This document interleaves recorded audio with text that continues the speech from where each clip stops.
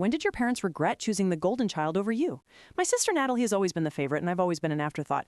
When we were kids, she got new clothes while I wore her stained hand-me-downs, and when I got straight A's, my parents put her C- report card on the fridge and stuck mine in a drawer. I stopped expecting anything from them years ago. When I got pregnant, I called my parents to tell them they were going to be grandparents for the first time. My mom said, "That's nice, honey," and then spent 20 minutes telling me about the house Natalie was buying.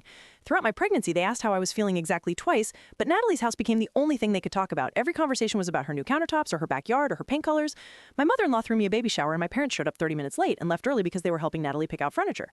My due date got moved up, and the doctor scheduled a C-section because the baby was breech. I called my parents and told them the date and time. My mom said, "Oh, we'll definitely be there. This is our first grandbaby."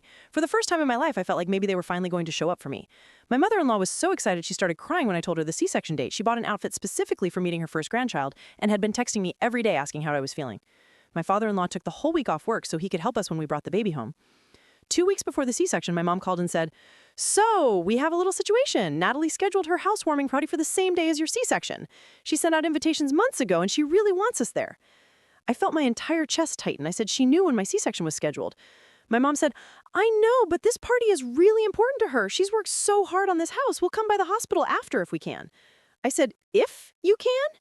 She said, "The party starts at 2 and you're scheduled for noon, so we'll probably still—" The morning of my C-section, my mother-in-law and father-in-law were at the hospital by 7, even though we didn't need to be there until 11. They brought me breakfast and sat with me while I filled out paperwork. My mother-in-law held my hand and told me how proud she was of me. They were in the waiting area when they took me back to surgery. Everything went wrong. My blood pressure dropped and the baby's heart rate was all over the place. I could hear the doctors talking in urgent voices and see the nurses moving fast. They got the baby out, but she wasn't crying. For 10 seconds, that felt like 10 hours, there was just silence. Then she screamed and I started sobbing. They brought her over and put her on my chest and she was perfect.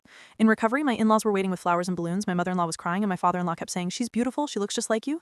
They stayed with me for hours, taking turns holding the baby and bringing me water and telling me what an amazing mother I was going to be. Around 6 that evening, my parents walked into the hospital room. They were loud and laughing, and I could smell wine on them from across the room. My mom saw the baby in my mother-in-law's arms, and her whole face changed. She rushed over and said, "Oh my God, let me hold her." She took the baby and stared at her and started crying. She said, "She's perfect. Look at her little hands. I can't believe I'm a grandmother."